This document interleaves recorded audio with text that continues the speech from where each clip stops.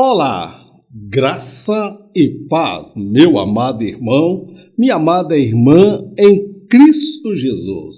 Estamos de volta para mais um programa no Projeto Auxílio ao Mestre. E para você que não me conhece, está chegando agora, eu sou o presbítero Mauro Lúcio e semanalmente estamos produzindo conteúdos a fim de auxiliar os professores e as professoras da Escola Bíblica Dominical. Neste terceiro trimestre de 2022, nós estamos estudando os ataques contra a Igreja de Cristo, a sutileza dos ataques de Satanás contra a igreja, nestes últimos instantes que antecede a volta do Senhor para buscar o seu povo.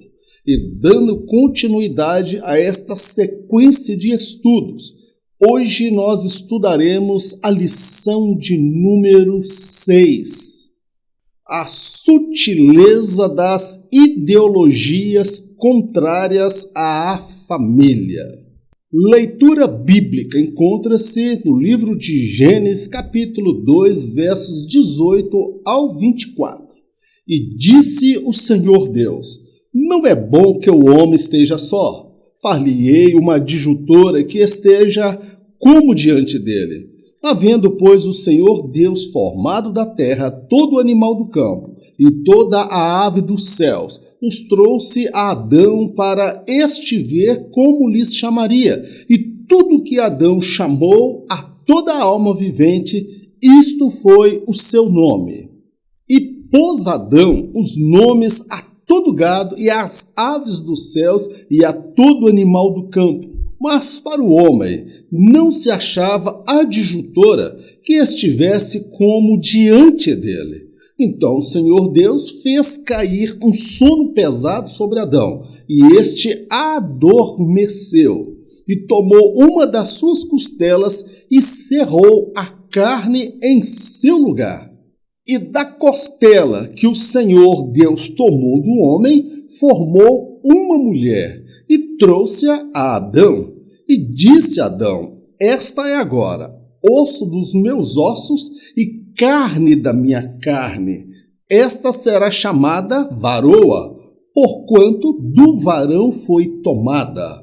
Portanto, deixará o varão o seu pai e a sua mãe, e apegar-se-á à sua mulher, e serão ambos uma carne. Na presente lição, nós vamos compreender, meu amado, que a família foi a primeira instituição criada e estabelecida por Deus. E nos momentos que nós estamos testemunhando aí desta pós-modernidade, muitas ideologias se levantam contrária ao propósito de Deus para a família, tá bom, meu querido? A família tradicional estabelecida por Deus, irmãos, ela surge a partir da união monogâmica de um homem e uma mulher. Um relacionamento baseado no respeito, no amor, na fidelidade e no mesmo propósito.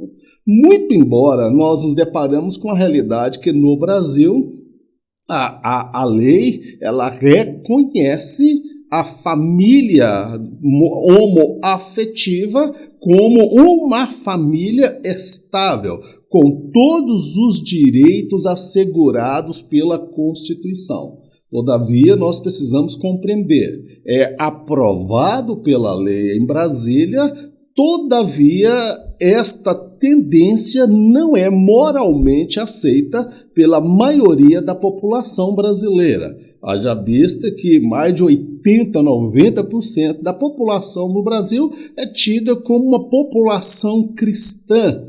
Quando nós falamos, então, das práticas sexuais, alguns grupos se dizem, vamos dizer assim, que tem o corpo masculino com uma alma feminina. Outros dizem tramitar entre ambos os sexos, o masculino e o feminino, e tentam inovar definindo vários outros gêneros. Agora, nós precisamos compreender que toda essa discussão é, na verdade, uma tentativa ideológica de enquadrar estas pessoas. Mas por ser uma questão ideológica, não é então uma questão científica, pois à luz da ciência só existe 2 gêneros, tá bem, meu amado? O sexo masculino e o sexo feminino. Existe macho e fêmea. Não existe um terceiro gênero, não existe um terceiro sexo.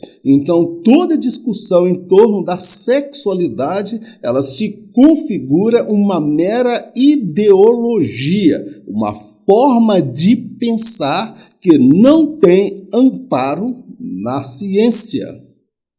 Família, projeto de Deus.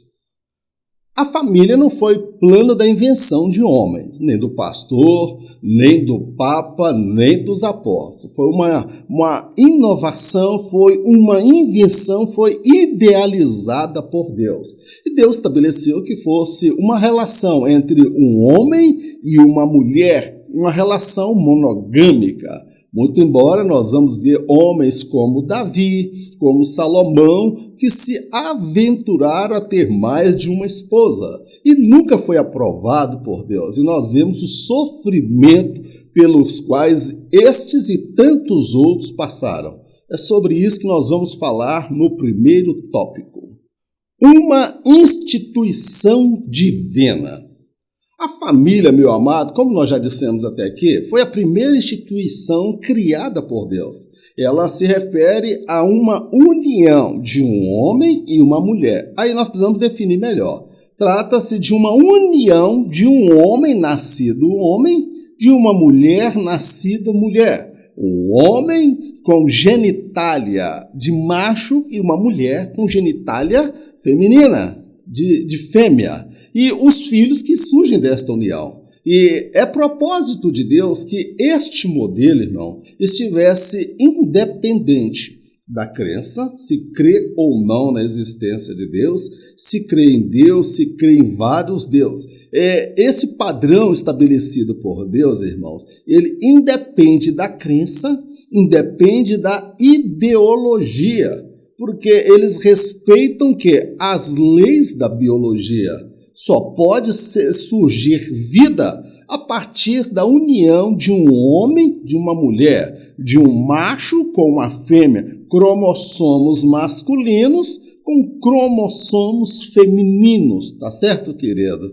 Então, este foi o modelo idealizado por Deus. E este modelo, irmãos, foi o que permitiu à raça humana, à espécie humana, o gênero humano chegar até aqui.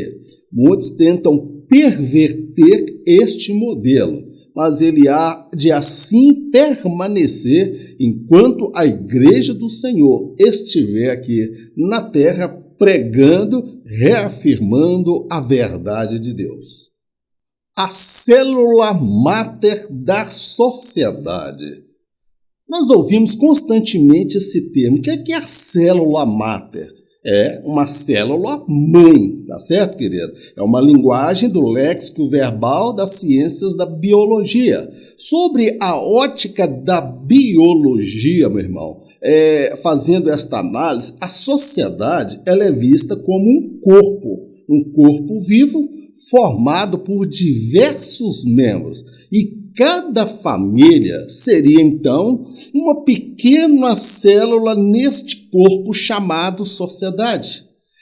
Caso uma única célula apresente defeito, esse corpo continua funcionando. Agora, se um conjunto de células começam a apresentar defeito de formação, o que vai ter? Vai se configurar um câncer, porque é a reprodução de células defeituosas com má formação, o que vai gerar, então, um câncer. Então, todo o corpo, hipoteticamente falando, se esta pequena célula ela já for mal formada ou defeituosa, o que vai ocorrer a médio e longo prazo é a falência múltipla dos órgãos. Então, uma sociedade forte, Uma sociedade equilibrada e sadia passa por famílias bem estruturadas dentro do propósito estabelecido pelo Criador.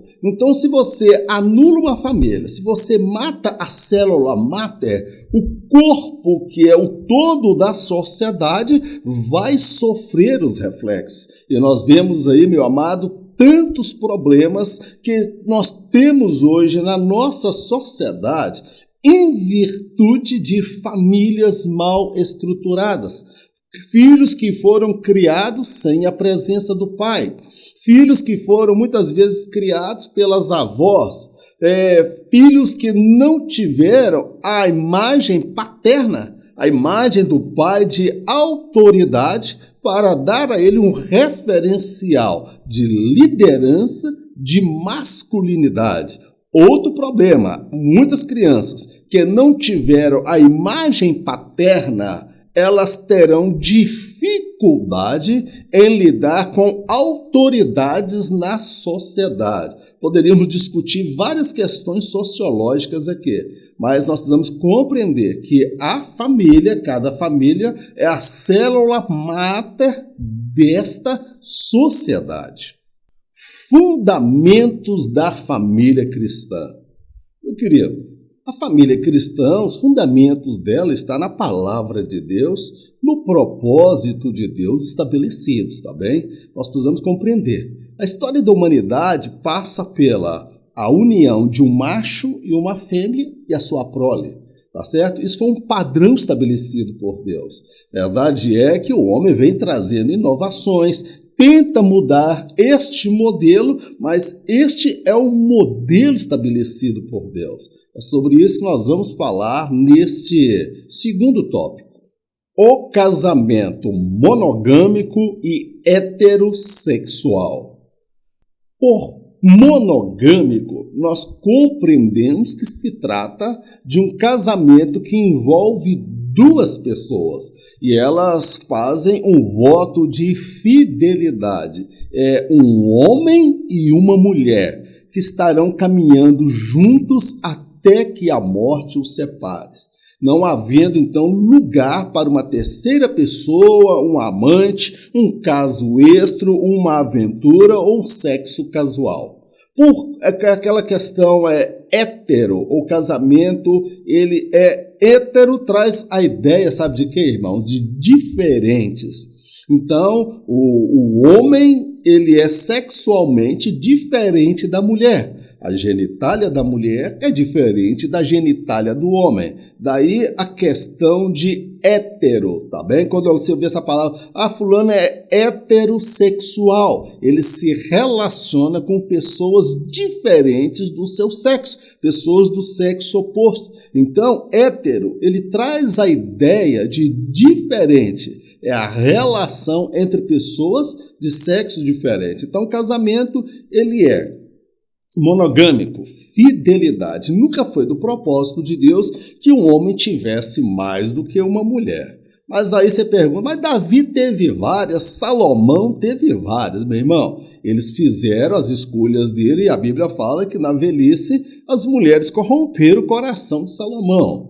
Davi, ele se aventurou ter várias mulheres, depois o irmão estava estuprando a irmã, o irmão estava degolando, matando o outro e queria matar o próprio pai. Então todos estes, Abraão, Jacó, Davi, Salomão, pagaram um alto preço, porque eles não conseguiram realizar essas mulheres, torná-las felizes. E eles, consequentemente, também não foram felizes, porque viveram no meio da turbulência conjugal. A união idealizada por Deus, irmãos, sempre foi de caráter heterossexual e monogâmica.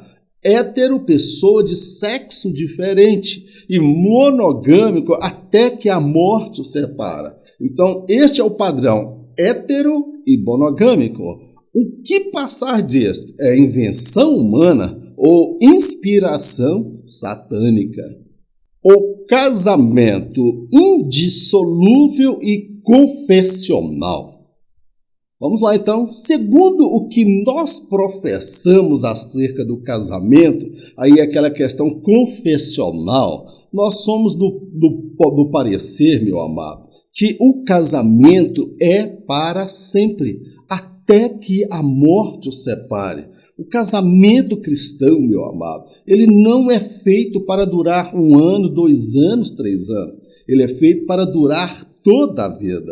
Nós fazemos votos de compromisso, assumimos o voto da fidelidade por toda a vida. Então, a nossa profissão de fé leva-nos a compreender o casamento como um ato sagrado, um ato divino, um propósito de Deus para o homem e para a mulher. Agora, nós precisamos compreender que, em se tratando de relações humanas, nem sempre essas relações são marcadas pela paz, pela harmonia. Pode muitas vezes surgir algumas situações que pode limitar ou inviabilizar esta continuidade do matrimônio. A Bíblia reconhece 2 situações, tá bem? Em caso de infidelidade ou em caso do abandono do lar por uma das partes, como nós já estudamos. Uma lição anterior, 2 lições atrás, que é a lição de número 4. Somente dentro desse propósito. Nesse sentido, a parte ofendida, ou a parte traída, ou a parte que foi abandonada, porque o cônjuge abandonou lá, ela não está mais sobre a servidão. Biblicamente, meu irmão, até na nossa confissão do nosso credo das Assembleias de Deus, reconhece que a pessoa fica livre para seguir adiante. Agora, nós precisamos compreender que se tratam de exceções, tá, meu irmão? Isso não são regras, tá bem? Todavia, mesmo havendo a infidelidade, ou até o abandono do lar, meu amado, precisa haver o espaço para o perdão. Não significa que o pastor vai pressionar a irmã a perdoar o marido ou pressionar o marido a perdoar a esposa e conviver juntos maritalmente. Não, ele não tem esse direito, ele não tem essa atribuição. O que ele pode é aconselhar. Então, biblicamente, tem que haver o espaço para o perdão. A mulher perdoar o marido e o marido perdoar a esposa. Se eles estarão em conformidade para prosseguir adiante, superando aquele trauma, é uma decisão pessoal de ambas as partes que não compete à igreja, à liderança, interferir nessa decisão. Ela pode tão somente orientar e aconselhar. A sutileza da nova configuração familiar. Quando se fala de família, a primeira imagem que vem à nossa mente é aquelas pessoas assentadas à mesa, o marido, a esposa, a sogra, o avô, a avó e os filhos à mesa batendo papo, brincando no quintal. Esse é o primeiro conceito que nós temos de família. Assim eu fui formado, assim eu fui criado. Porém, nós estamos aí na pós-modernidade e ela traz consigo mudanças de paradigmas, estabelecendo novos padrões. Então, nós vamos ver a sutileza deste novo formato de família que tem amparo na lei, mas não é moralmente aceito pela sociedade. Sobre isso que nós vamos falar nesse terceiro tópico. Casamentos entre pessoas do mesmo sexo. É um grande debate, coisa para dar dor de cabeça, quando a gente vem publicamente falar o que a Bíblia aborda acerca deste assunto. Vamos lá. O Brasil, meu irmão, passou a reconhecer a união conjugal entre pessoas do mesmo sexo, ou seja, elas são detentoras de todos os direitos constitucionais de uma família tradicional. Nós precisamos entender o seguinte, que o presidente, o Congresso, o Senado, o STF, eles vão analisar as questões sociais, as questões sociológicas. Precisamos entender que a sociedade, ela não é a igreja. A igreja, ela tem leis próprias, estatuto próprio, que nós somos cidadãos dos céus. Mas é um fato que o Brasil ele reconhece hoje no seu código penal, no seu, vamos dizer assim, juridicamente falando, a união estável entre duas pessoas e ali é uma família. A família tradicional, ela não deixou de existir, mas por força da lei, a partir do STF, estabeleceu a partir de 2015 que essas pessoas do mesmo sexo teriam o direito assegurado constitucionalmente para se unirem, formar ali uma família. Agora, nós precisamos entender o seguinte, nem tudo que Brasília une, Deus une no céu. Nem tudo que Brasília aprova é aprovado no céu. Nem sempre aquilo que é legal, no sentido de aprovado pela lei, é necessariamente moral, porque uma lei pode até ser aceita, compreendida sobre a ótica jurídica, mas isso não quer dizer que esta seja moralmente aceita por toda a sociedade, como é o caso da união conjugal de pessoas do mesmo sexo. Eles têm direitos assegurados por lei, no caso de um faltar, ele receber a pensão ou receber a herança do cônjuge. Eu, particularmente, compreendo que abriu uma porta para situações muito difíceis, onde a esposa ela pode ter sido traída pelo marido com outro homem que teve com ele uma relação estável.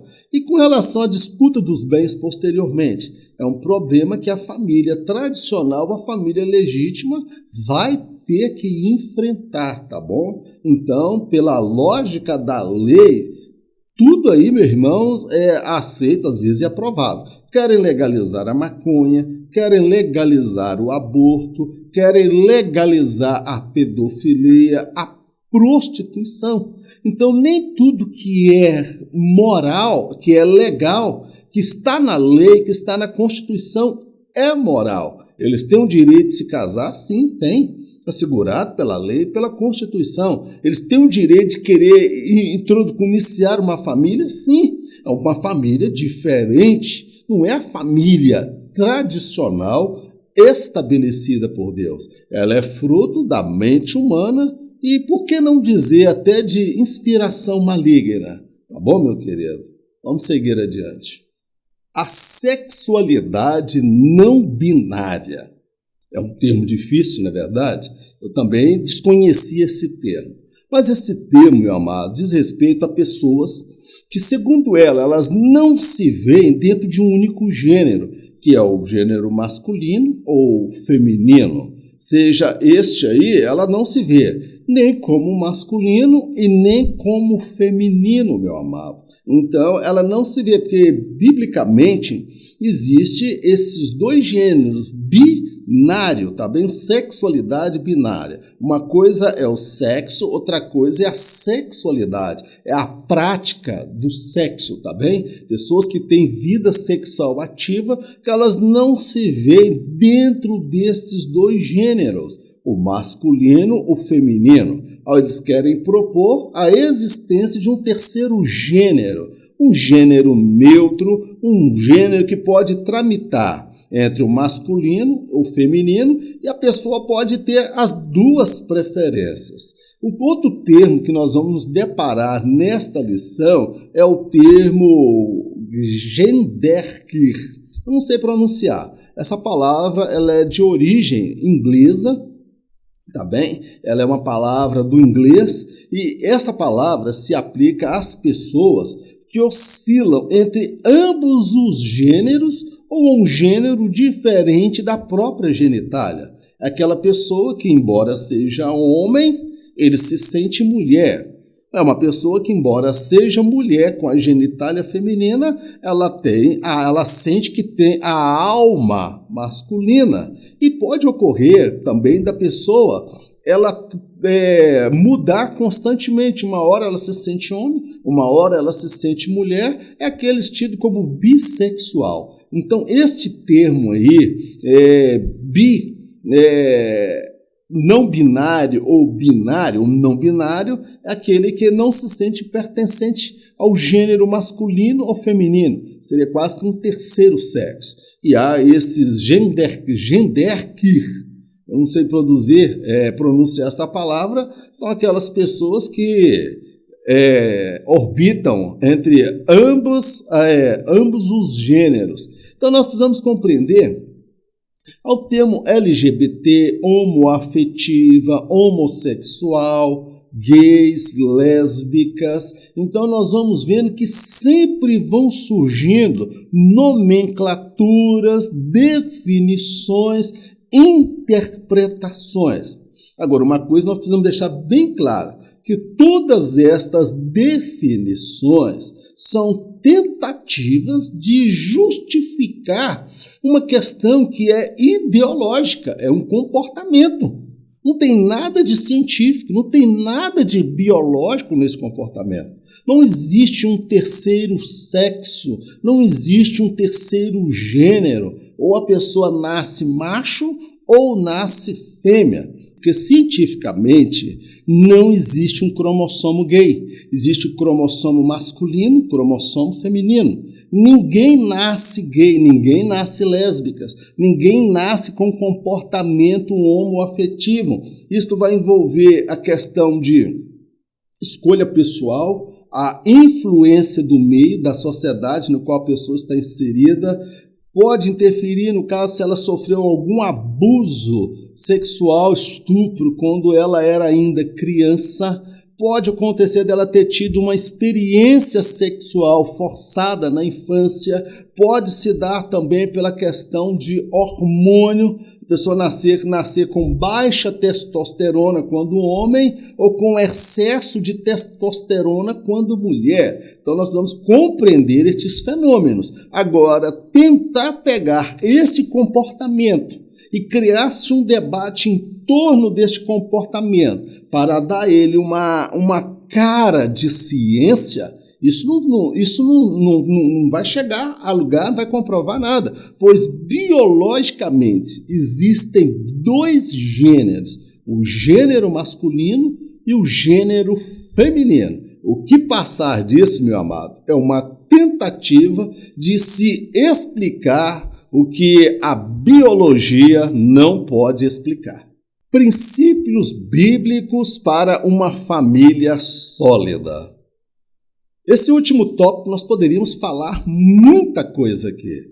É muita ousadia da minha parte querer em 2 simples tópicos querer traduzir tudo que foi discutido até aqui, trazer a fórmula para a família bem-sucedida, tá bom, meu amado? Mas vamos tentar dentro desse curto espaço de tempo. O papel dos pais. Aqui, meu amado, nós podemos compreender o papel dos pais. Eles são responsáveis pela formação de cidadãos conscientes de seu papel para com a sociedade. Os pais não educam os filhos para si. Os pais educam os filhos para a sociedade. É por isso que no seio da família, a criança tem que aprender a lidar com não, frustrações e às vezes até decepção.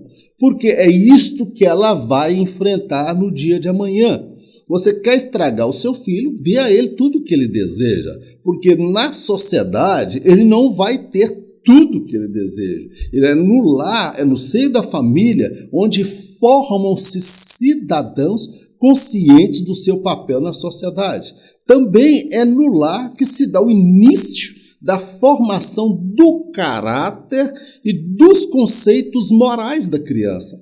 A criança, quando ela vem ao mundo, meu irmão, ela é uma folha em branco. Somos nossos pais que vamos ditar os valores, princípios, valores éticos, valores morais. A criança, ela tem que dar logo de cara, quando nasce, aprender a observar a ordem da casa. Não é toda hora que ela vai querer lanchar, não é toda hora que ela vai querer mamar. Então ela vai aprender o que? A disciplina. Quando criança, ela vai aprender o que é certo e o que é errado. Daí, às vezes, a importância da entonação da voz mais firme, ou às vezes uma vara, ou quem sabe um chinelo, um castigo, para ela compreender que aquilo não é certo. Seja bater no cachorrinho, seja jogar as coisas no chão, ela aprende que não pode mentir, e o pai tem que ser um exemplo para os filhos, tá bem, meu querido? Nesse sentido, porque o caráter dela está em formação. E compete aos pais também, meu amado, inculcar na mente dos filhos o temor a Deus. Não é ter medo de Deus, é considerar Deus em tudo que elas fizerem. É levar as crianças, os nossos filhos, a compreender qual é o propósito, qual é o plano de Deus para a vida delas, porque elas não são frutos de um acaso, elas foram criadas, amadas, idealizadas e pensadas por Deus. As crianças são como flechas na aljava de Deus, e Ele, no tempo certo, Ele vai dar a direção certa para os nossos filhos. O papel da igreja. A igreja, meu irmão, ela tem um papel fundamental quanto à formação ética e moral da sociedade. Sabe por quê? A igreja ela tem uma tríplice missão. A igreja tem uma missão para com Deus, a igreja tem uma missão para consigo mesmo e a igreja tem uma missão para com o mundo. A igreja ela é o sal da terra e a luz do mundo. Quando a terra está seca, árida, improdutiva, há técnicas de agricultura no passado que colocava sal sobre a terra e aquela terra se tornava uma terra fecunda, uma terra fértil. Então a igreja ela tem que ser o sal da terra. Agora, o problema é se a igreja se tornar insípida, a igreja perder a sua identidade, a igreja perder a visão da missão que lhe foi outorgada. A igreja, meu amado, ela quando vê a sociedade em frangalho, a sociedade, a degradação social, o papel da igreja não é criticar, não é condenar ou mandar as pessoas com seus comportamentos reprováveis para o inferno. A igreja, ela conhece a cura. A igreja, ela é a luz, ela tem que influenciar esta sociedade. Assim como foi a sociedade nos dias da igreja primitiva, onde os seguidores de Jesus foram chamados pela primeira vez de cristãos por causa do comportamento, da influência deles na sociedade, meu amado. É fundamental o papel da igreja quando ela educa crianças, investe nas crianças. Agora, nós pais não podemos deixar a educação dos nossos filhos somente à mercê da professora da escola dominical ou do pastor ou da escola, que é um perigo. Nós precisamos assumir esta responsabilidade, tá bem? De formar cidadãos conscientes. Aí, nesse sentido, a igreja e a escola podem contribuir e muito para a formação deste ser tão pequeno que está em formação. Glórias ao nosso Deus. Meu irmão, encerramos aqui a nossa ministração. Que o Espírito de Deus complete na sua vida aquilo que não foi possível para mim em virtude da minha limitação, das minhas falhas e das minhas fraquezas. Mas a minha oração é que o Espírito Santo venha agregar mais ainda quando você estiver ministrando esta lição. Vamos orar? Senhor Deus, nós te agradecemos por mais esta oportunidade de aprendermos juntos a Tua palavra. A Ti toda honra, toda glória, todo louvor. Ensina-nos a ser a igreja, meu Deus, que é o sal da terra e a luz do mundo. Ensina-nos a influenciar esta sociedade, influenciar as pessoas à nossa volta a viverem um estilo de vida diferente, um estilo de vida que glorifique o Senhor. Meu Deus, ensina-nos, ó Pai, a sermos luz para os nossos filhos, a sermos referenciais de moral, ética, de valores e princípios para os nossos filhos, que o caráter deles, a compreensão deles, a formação espiritual do caráter cristão deles possa ser influenciado a partir do nosso testemunho de vida. Meu Deus, abençoa o teu povo, abençoa as famílias, abençoa, meu Deus, aqueles que estão cegos, que não sabem diferenciar a mão direita da mão esquerda. Assim como o Senhor foi misericordioso para com Nínive, ser misericordioso para com esta sociedade. Pai, nós te agradecemos por tudo no nome do Senhor Jesus. Amém. E o grande amor de Deus, a graça do nosso Senhor e Salvador Jesus Cristo e as doces consolações do Espírito Santo seja com todo o povo de Deus, não somente hoje, mas para todo sempre. Em nome de Jesus, amém. Glórias a Deus. Em caso de arrebatamento, meu irmão, eu já falei e torno a falar. Eu não estarei aqui para ministrar a próxima lição. Em caso de arrebatamento, eu encontro com você por sobre as nuvens. E lá no alto, nós encontraremos o nosso lindo Senhor Jesus. Fique na paz, Deus te abençoe. Em nome de Jesus, amém.